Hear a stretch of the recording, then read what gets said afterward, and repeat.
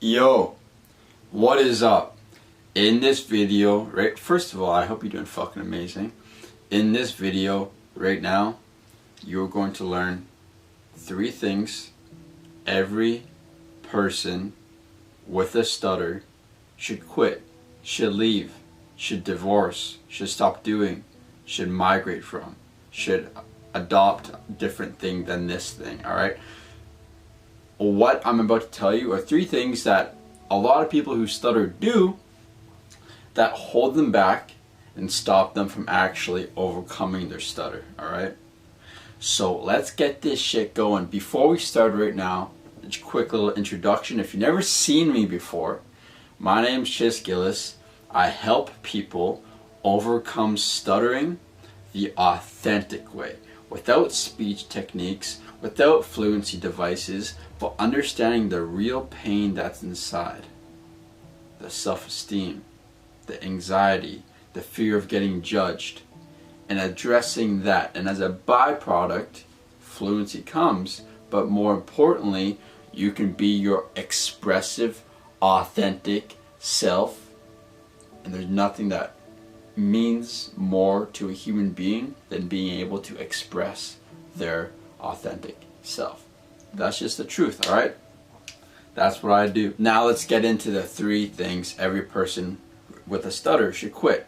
And this is derived from my own personal experience, me overcoming my own stutter, and from helping other people do so, alright? These are the 3 main things.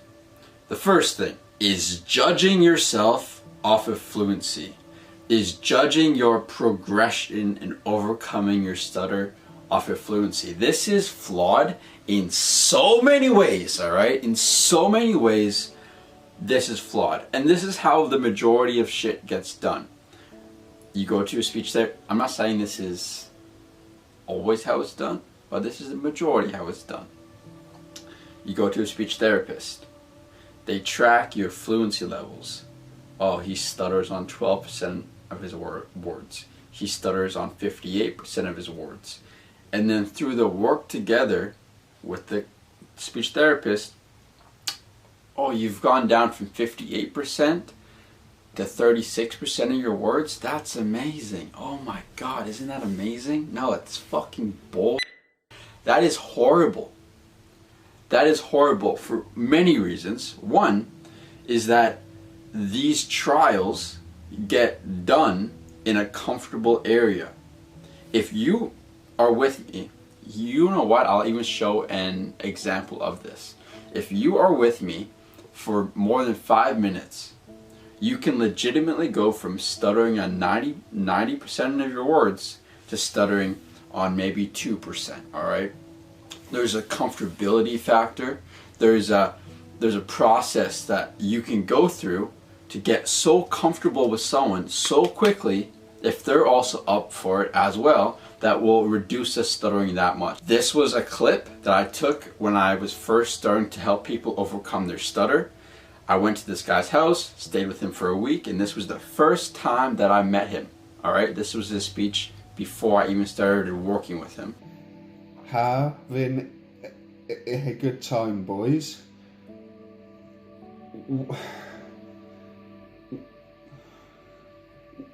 What are you going to cook for supper?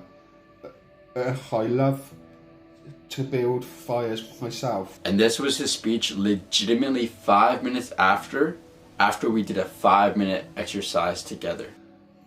When I can permit myself to understand the other person, the way in which I have worded this statement may seem strange to you. And then you really want to blow your mind? 6 days later, we took another video, and this was his speech. So your life depends on it, because it does. As it is right now, your life is not your own. It belongs to your inner roommate, the psyche. This is where speech therapists and a lot of people who help people overcome their stutter get it completely messed up. If I were to post this somewhere and say I help people go from 85% stuttering to 5% stuttering in 6 days or in fucking 10 minutes. You know how much hype that would be? But it's all based in bull. And you know why? Is because you've been stuttering, you've been keeping this habit up of stuttering, of repression, of holding back for decades. For decades. And 1 week or a 3-day course or anything like that is not going to unravel. It's impossible. It's ridiculous if you think it's going to unravel all those habits you have ingrained into your system for when you hit a block in a real world experience. You have so much already ingrained habitual ways of being that repress you, that hold you back. It's not a conscious thought, it's just your habits. It's just your habits that pull you back. Speech therapy focuses on the actual, and the mainstream focuses on the speech. But what happens when you hit that block? You're still going to want to repress. It's ingrained in you. So that's why focusing on the fluency does no good for you. Focus on why you feel like pulling back. Focus on why you feel like repressing. Focus on what makes you feel like you're unsafe in this moment. There are so many different reasons why I can just shit on fluency right now and why focusing on that is terrible. For another reason, just quickly off the top of my head, is saying the more you try not to stutter, the more you're going to stutter. The more you try to be fluent, the more you're going to stutter. What's the point of focusing on that? And it's not even going to bring you the results that you want. Alright, I can legitimately talk about this for 30 straight minutes just off the cuff of why focusing on fluency is bad. Well, just know that, alright? Stop doing that. The second thing is reading out loud. Alright, this is such a mainstream thing. I got a book right here, alright? I got a book right here. It's called Green Lights by Matthew McConaughey. And it's been alright so far. I've seen a lot of podcasts of his and he seems like a cool guy. So this book's been alright so far. Just like 20 pages in. But that's not even the point of what I'm talking about. A lot of people read out loud to practice being fluent, alright? Practice being fluent. Because this is what they say. If you can say words fluently over and over and over and over and over again, your brain's going to start connecting that you can say these words fluently. It's going to rewire your brain to be like, oh my god, I can actually say these words fluently. But how well does that work? How many times have you been in a conversation and you say you were stuttering on the word apple, and you were talking and you were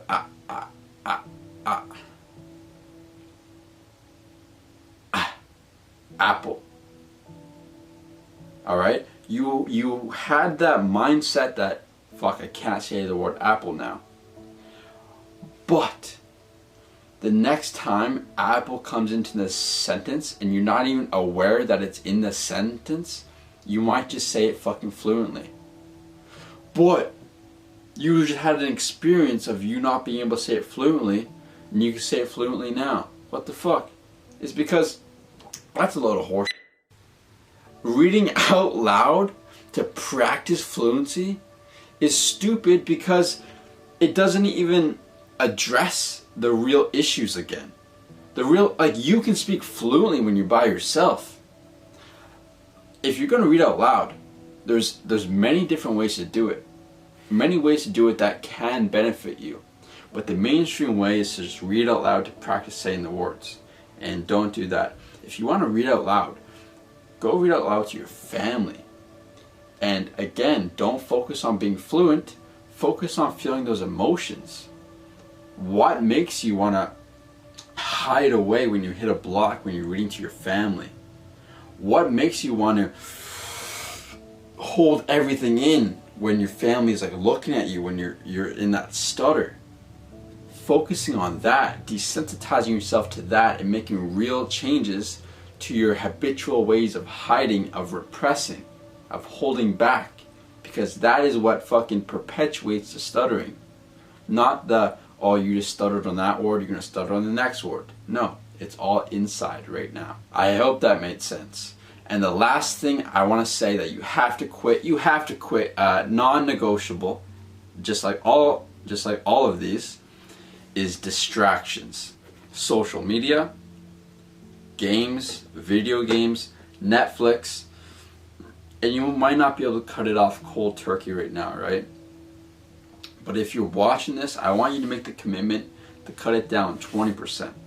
If you're on TV for 5 hours, like phone, TV, for 5 hours a day, for this next week, I want you to cut it down to 4 hours. The extra 20%, you will notice a massive difference. Because if we go back to why we are stuttering in the first place, is because we're holding on to so much trapped emotions. We're repressing so many emotions that's causing tension inside of us. And what is the first habitual thing we grab when we feel tension, feel trapped emotions that we don't like? Distraction. Distraction, distraction, distraction. And all that does is it holds those emotions even deeper inside of us. It builds them. What you resist persists.